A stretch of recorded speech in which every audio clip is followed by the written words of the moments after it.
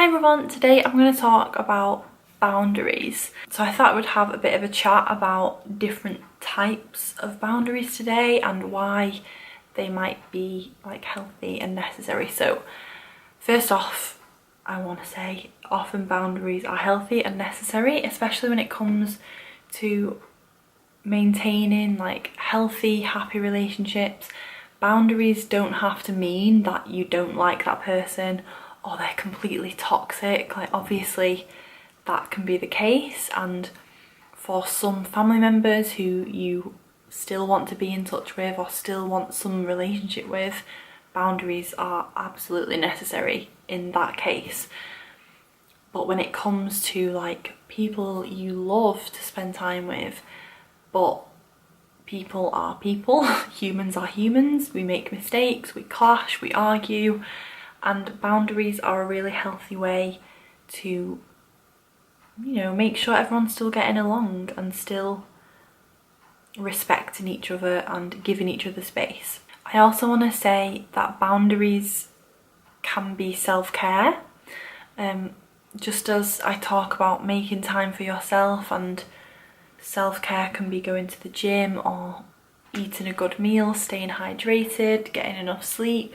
Self-care can be not putting up with mean people or setting up boundaries to make sure that that person can't enter your like personal positive bubble. First off, I want to say deciding what your boundaries are is so important before you actually work to put them in place, because you need to think about what upsets you or what's unacceptable behaviour to you. If there's something specific that that person does or says, or people in general do, that you feel like oversteps your boundary, you need to pinpoint that and you need to get clear on that before you move on to actually how to set up those boundaries. Then I want to say, are you able to have a conversation about those boundaries with someone?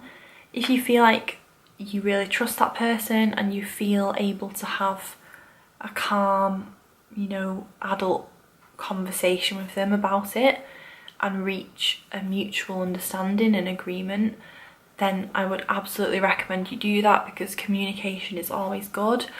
However, if that person is, you know, maybe a little bit more difficult to deal with, or they're just completely toxic and anytime you contradict them in any way or upset them, they just blow up in your face and you're unable to have that conversation, then I don't want you to give up, because there are ways to sort of sneakily create those boundaries without actually saying, you have crossed my boundary and I am setting this boundary in place. The first most obvious one I want to talk about is physical boundaries.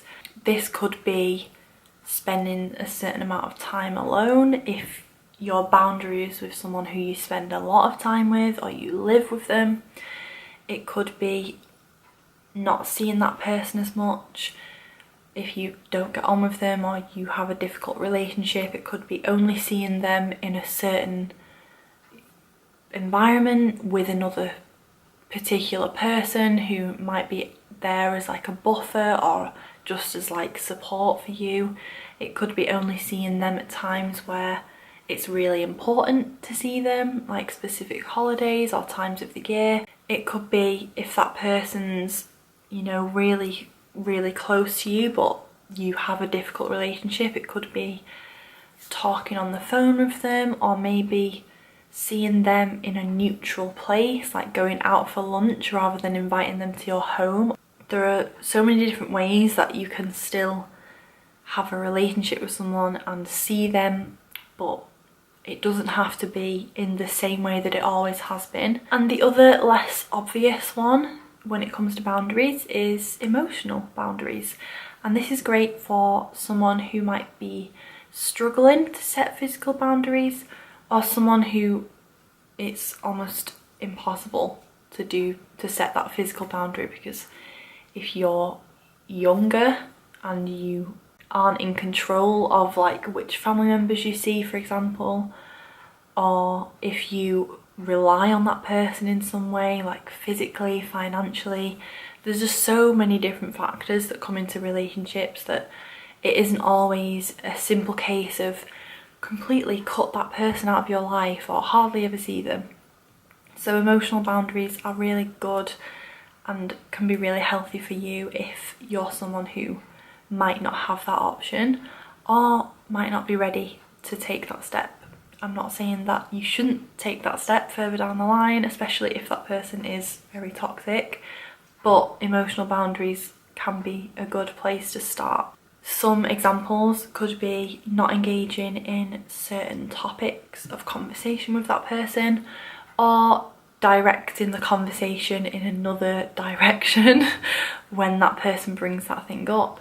If there's someone who is always spoiling for an argument, then you might note their triggers, or note your triggers and the things that they bring up that upset you, and know that when they bring that thing up, you're either going to leave the room, you're going to talk to someone else, you're going to change the subject, you're going to go and do something else. There are many different, like, more subtle ways you can do things that mean that you're protecting yourself from that person overstepping your boundary, or bringing something up that really upsets you, or constantly trying to argue with you, or whatever it is that really triggers you about that person.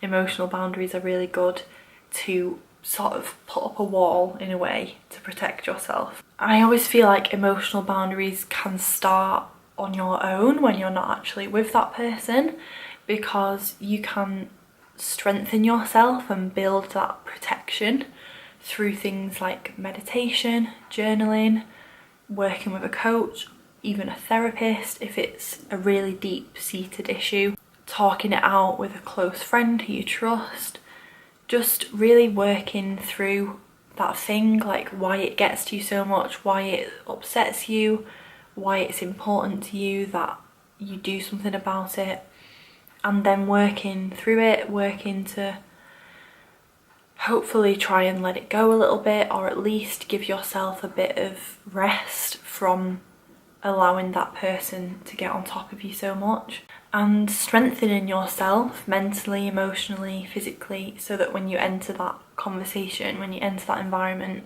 like, you have a bit more armour in defence of that person. This is very difficult, I'm not gonna lie.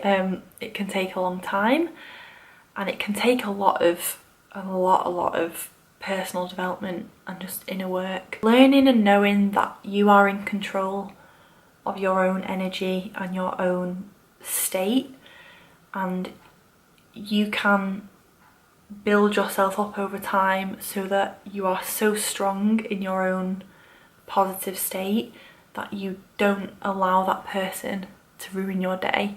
You don't allow that person to get into your head and to mess with you and to bring you down or to make you feel any less.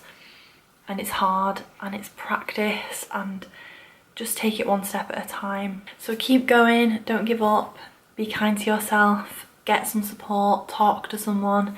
If you don't have anyone to talk to, you can absolutely email me and I will get back to you. I'd be so happy to support you. If there's any questions, any personal stories or insights you want to share, please leave all of that in the comments below. I can't wait to read them. You can join my email list to get a positive letter in your inbox every Monday morning, and you can subscribe on YouTube here. So I will see you soon for another video. Bye!